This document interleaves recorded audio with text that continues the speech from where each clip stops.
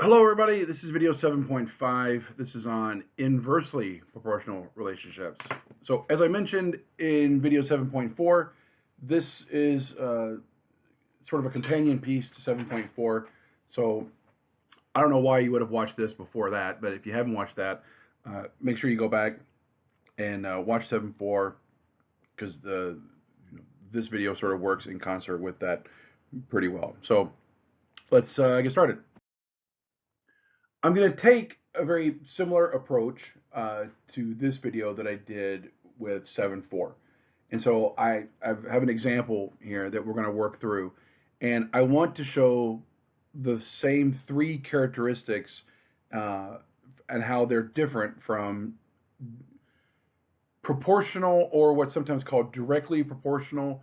So sometimes you'll see inversely proportional referred to as indirectly proportional, and so that would be directly and indirectly, or just you know proportional and inversely proportional. But if you look online or if you talk to somebody about these problems, you may hear them say directly or indirectly, and that's what they're talking about. Just normally proportional, or just with no sort of adjective proportional, and then inversely proportional. Anyway, so our problem here, we've got a pizza that costs $24. And so how much does each person have to pay if this gets split among friends? So in the first problem, we did it by a ratio table, and we'll do the same thing. So we've got our number of people, and then we've got our cost per person. So if I just buy this pizza myself, which is not anything I would ever do, then this is going to cost me $24. I got to pay all of 24 myself. If I split this with one other person, then we got two people, and now we each have to pay $12. If I have three people, then we each have to pay $8. Four people, we each have to pay $6. Five doesn't work out too well, but in case we're curious, it works out to $4.80. And then six people, we're down to $4. Now, of course, the problem is you got a pizza going six ways, but that's kind of neither here nor there. You can probably see what's happening here. This is our first characteristic, and in directly proportional or in proportional relationships, we saw that they moved in the same direction. And here you can see that these variables are moving in opposite directions. As this increases, as the number of people increases, the cost actually decreases. And if we go the other way and we take the number of people to be decreasing, then you can see that the cost is increasing. So these are moving in opposite directions. So this is one of the first things you'll want to look at if you're trying to determine if something is proportional or inversely proportional, is whether or not the two variables are moving in the same direction or not. So likewise, we'll do the same thing for characteristic 2 that we did in the 7.4 video. We've got some of the data points taken from the previous slide here. We've got our graph set up here. So we can start to fill some of this in. So for one person, 2, 3, 4. So we'll just take these cases of 1, 2, 3, 4. And so we've got, for one person, it's going to cost $24. So for one person, it's going to cost 24. Now, if this is 24, then this is going to be 12. So for two people, it's going to cost $12. And so then this would be 6. So 4 is going to be 6. So I'm kind of breaking this up. 24, 12, 6, 18. So I'm breaking this into equal segments here. So 4 people will pay $6. And then 3, well, this is 6, 8, 10, 12. So I have to break that into thirds. So for 3 people, I get $8 each. And hopefully you can see what's going on here, that I get this thing that's very much not a curve. Right? This is terrible looking up here. Let me see if I can fix this. So this is very much not a straight line. This is a curve. Now, theoretically, this is a little optional, right? Um, as the number of people increases, the cost would never become zero, right? So even if I were to have 24 people getting in on this pizza, they're all going to pay $1. And if I get 240 people getting in on this pizza, then they're all going to pay a dime. I mean, the cost will never become zero because there is some cost that has to be incurred. I can get more and more people paying for this pizza, and I just love the idea of 240 people splitting a pizza. But the cost is never going to hit zero, and so this line is going to approach zero, but it's never going to hit zero, and it's never going to cross zero and become negative. There's not a case where I get enough people splitting a pizza that the pizza place actually pays us money to take it. That's not going to happen. So we know that this cost here, the cost is always going to be greater than zero. Not even greater than equal to zero. It's always going to be greater than zero. Uh, the same thing's going to happen with the number of people. The number of people here is never going to become zero. It's never become negative.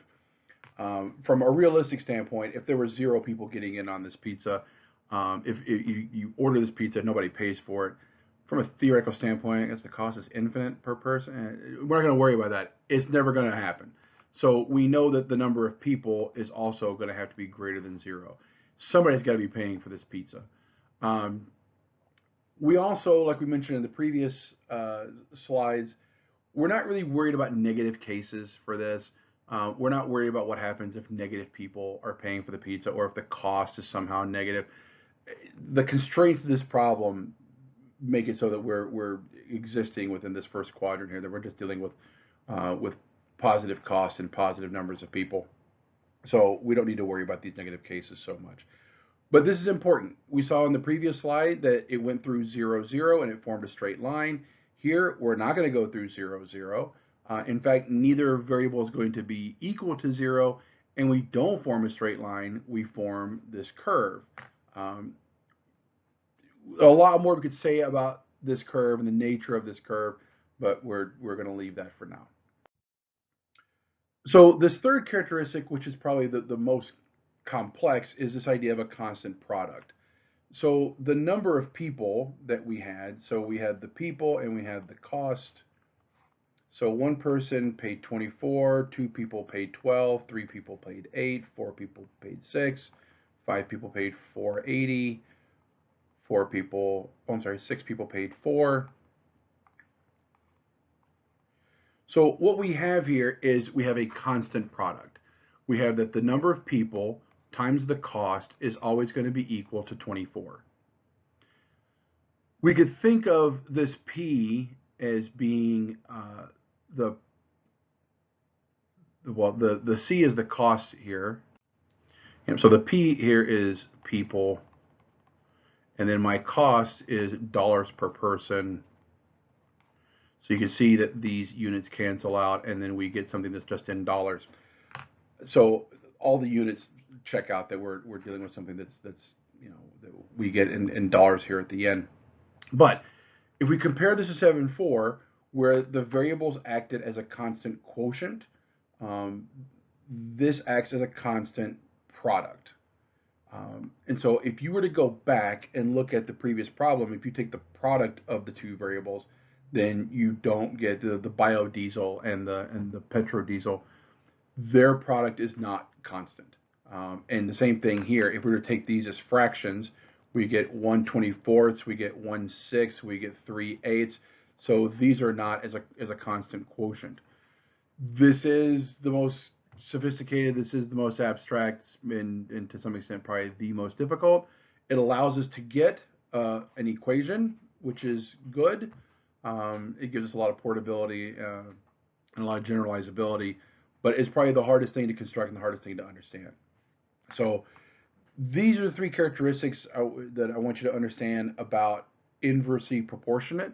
And once you understand those characteristics, then solving these equations becomes significantly easier. So here's your checkpoint problem, and I want to talk through a little bit of a hint. You'll see problems like this sometimes. 4 people together need 15 minutes to do a job. So 15 minutes each. So how long would it take 5 people each to do the same job? Now, it should make sense to us that if we've got more people working on it, then it's going to take everybody less time. So we should recognize this is inversely proportionate. As the number of people increase, the time per person should decrease. So how long is it going to take everybody to do that job? It's a little bit more complicated of a problem. So as a little bit of a hint, I want you to think about how many total hours or total time, or total minutes, total time of work is necessary. And then once we know that, then we know that constant product, and we can start to work with what happens with 5 people. So I hope that that's not too much of a hint. I don't think it gives it all away. But think about this problem. You'll see problems like this. I like these problems because they're two-step problems. You have to find one thing in order to find the next thing. So it's not just solving it and getting an answer. But yeah, if you have any questions about this problem or anything else from these slides, please, by all means, as always, let me know. All right. Thank you.